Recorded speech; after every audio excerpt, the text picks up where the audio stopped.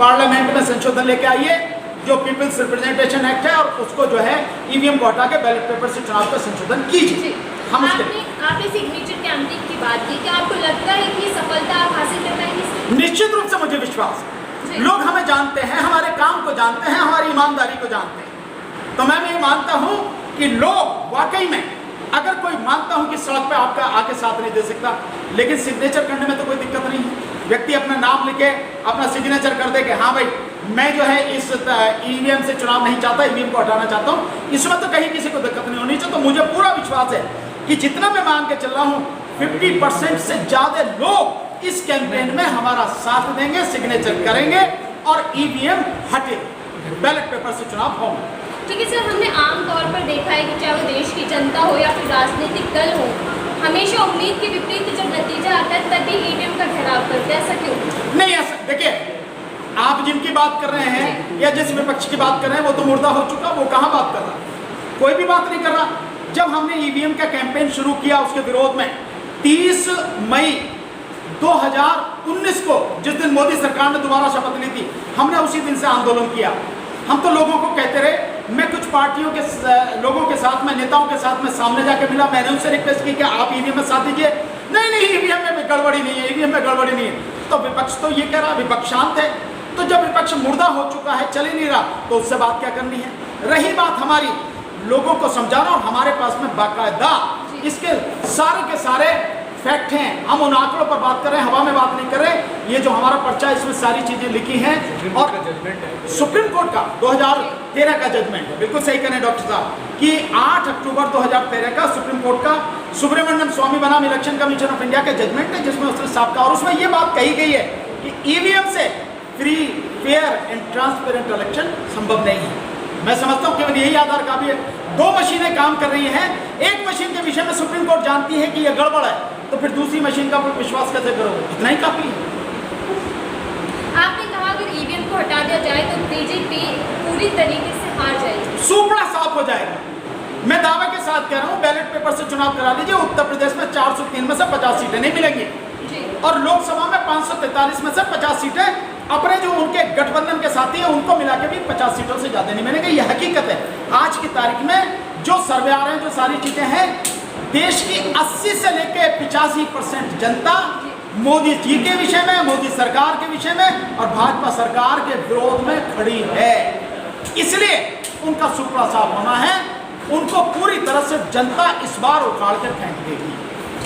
आपने अपने चुनावी मुद्दों में एक और जिक्र किया, न्याय और कानूनी व्यवस्था। आप अपने अक्सर जितने भी आपने मीडिया से बात की है, तो आपने कहा कि मौजूदा जो सरकार है वो तानाशाही बनती जा रही है और अदालतों से इंसाफ नहीं मिल रहा। तो ऐसे में जो पीड़ित परिवार है या जिनको इंसाफ चाहिए, वो किससे गुहार लगाए? देखिए, अदालत में व्यक्ति कब जाता है? जी, जब उसको शासन प्रशासन न्याय नहीं देता। जी, आप इसको समझिए। अगर शासन प्रशासन इतना ईमानदार, उत्तरदायित्व पूर्ण हो, जिम्मेदार हो, उसको वही न्याय मिल जाए, उसको अदालत जाने की क्या जरूरत है? अगर किसी की एफआईआर नहीं होती है, जायज है, एफआईआर करो आप। अगर किसी के खिलाफ झूठी एफआईआर कराई जा रही है, आप बिल्कुल मत करो, ये तो सरकार के हाथ में है। इतना हिस्सा भाई, अदालत जो मुकदमा उसके सामने आया उसी पर तो निर्णय देना, उसी पर फैसला देना, वही तो न्याय करना है। उससे पहले न्याय की जो प्रक्रिया है उसमें सरकार शामिल है। एफआईआर दर्ज करना, नहीं दर्ज करना, लोगों की जांच पड़ताल करना, पूरे मुकदमे की जांच पड़ताल करना, ये सरकार के हाथ में है। सरकारी योजनाएं जो बनती हैं ईमानदारी से लोगों तक पहुंचे, ये सरकार के हाथ में है। तो न्याय और कानून व्यवस्था की प्रक्रिया में बहुत बड़ा हिस्सा सरकार के हाथ में है। अगर सरकार सही होगी, ईमानदार होगी, लोगों की बात सुनने, समझने और उनको न्याय देने वाली होगी, तो निश्चित रूप से लोगों को न्याय मिलेगा।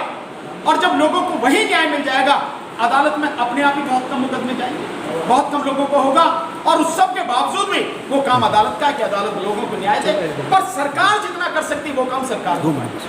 ठीक है सर, आपकी पार्टी अभी चुनावी मैदान में उतरने जा रही है। आपकी पार्टी नहीं है, ऑलरेडी पार्टियां बहुत सारी मैदान में हैं, तो ऐसे में लोग आप पर क्यों विश्वास करें और आप उत्तर प्रदेश की जनता को क्या संदेश देना चाहते हैं? देखिए, हमारी पार्टी नई नहीं है, ये आप वो समझें। जी, 2013 में 26 नवंबर को हमने पार्टी बनाई थी। जी, और 29 मार्च 2014 को इलेक्शन कमीशन ऑफ इंडिया ने यानी चुनाव आयोग ने हमारी पार्टी को रजिस्टर कर लिया।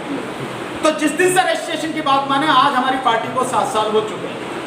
हम पहले 5 सीटों पर उत्तर प्रदेश में चुनाव हमने लड़ा 2017 में विधानसभा। उसके बाद में हम नूरपुर विधानसभा बाई इलेक्शन हुआ, हमने वो लड़ा। और फिर हमने जो लोकसभा का इलेक्शन हुआ मणिपुर में, इनर मणिपुर सीट से हमने हमारे जो प्रदेश अध्यक्ष हैं संजय नंदेश्वर, उनको लोकसभा का चुनाव लड़ाया। उसके बाद हमने लड़े, बाकी जगह हमने जो बीजेपी के विरोध में जो गठबंधन था हमने हर जगह लोकसभा में विधानसभा में उनको सपोर्ट किया।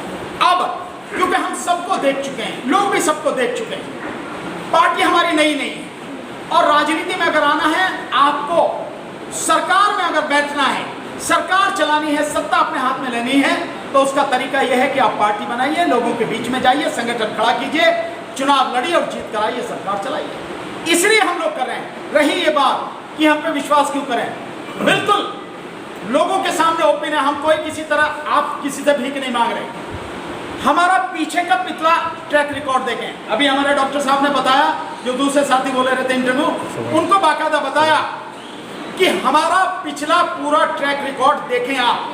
हमारा ट्रैक रिकॉर्ड देखने के बाद अगर आपको लगता है कि हम लोग वाकई में एक ईमानदार लोग हैं, हमारी टीम ईमानदार है, हम एक साफ सुथरी अच्छी मजबूत सरकार दे सकते हैं और निडर होकर लोगों के लिए काम कर सकते हैं, तो आप हमारा साथ दीजिए।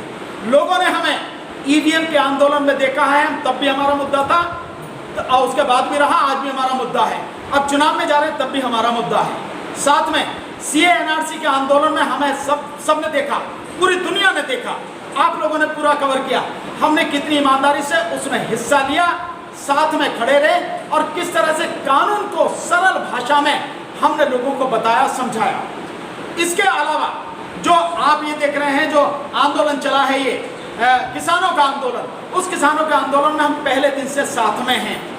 हम किसान आंदोलन के वजह से आपसे वोट नहीं मांग रहे हैं किसी भी हालत में, लेकिन आपको सिर्फ इतना कहना चाहते हैं कि उस आंदोलन में पहले दिन से साथ में थे, आज भी साथ में हैं, पूरी ईमानदारी से हर समय खड़े रहे हैं, हर प्रदर्शन में भाग लिया है और कानून को बिल्कुल साधारण शब्दों में हमने लोगों को बताया है, समझाया है और अब उन्हीं कानूनों को बाकायदा लिखित रूप में ये पूरा लिख के तीनों कानूनों को, जो आवश्यक वस्तु संशोधन अधिनियम है वो, साथ में जो निजी मंडियों का कानून है वो, और साथ में जो कॉन्ट्रैक्ट फार्मिंग का कानून है वो, जितने भी जो 8 पेज की कृषि मंत्री ने किसानों को चिट्ठी लिखी वो, साथ में जो उन्होंने प्रपोजल किसानों को दिया था वो, उस सब में जितने सवाल हैं, जितनी बातें सरकार ने कही है, एक एक बात का जवाब प्रमाण सहित, तथ्यों सहित, साक्ष्यों सहित इसमें दिया है।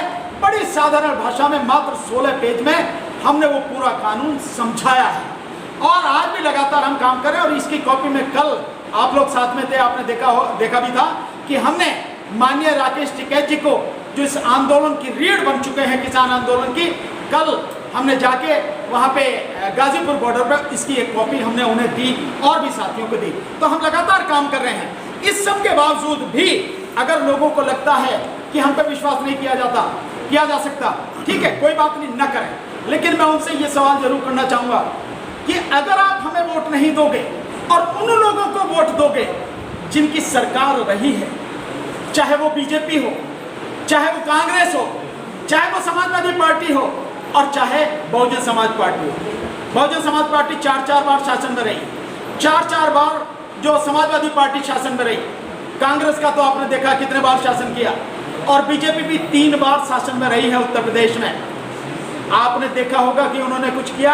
अगर वो वाकई में काम करते, बहुजन समाज पार्टी, कांग्रेस अगर काम करते तो बीजेपी किसी हालत में यहाँ नहीं आ सकती थी, जिसने इस देश को पूरी तरह से तबाह कर दिया। आप उन सबको देख रहे हैं, इनमें से कोई ऐसा है जिन्होंने कोई एक काम बता सके समाज के हित में, लोगों के हित में, आम जनता के इसमें, जाति धर्म संप्रदाय से अलग हटके इन्होंने लोगों के लिए काम किया? अगर किया है आप उन्हीं को वोट दो, हमें कोई चिंता नहीं। लेकिन अगर आप समझते हो बदलाव चाहिए तो बदलाव के लिए हमें वोट दो, हमारा साथ दो। हम वो काम करके दिखाएंगे जो वाकई में आम जनता के लिए, सबके लिए है, जाति धर्म संप्रदाय से अलग हटके, उससे ऊपर उठ के आम साधारण व्यक्ति के लिए जो काम होना है वो हम करके दिखाएंगे, जैसे हमने आपको मुद्दे आपको बताए। अच्छा, एक सवाल है नफीसा, जैसे अगर सिग्नेचर कैंपेन जो हो रहा है अगर वो सफल नहीं होता ईवीएम के खिलाफ, अगर इससे EVM Press the bell icon on the YouTube app and never miss another update.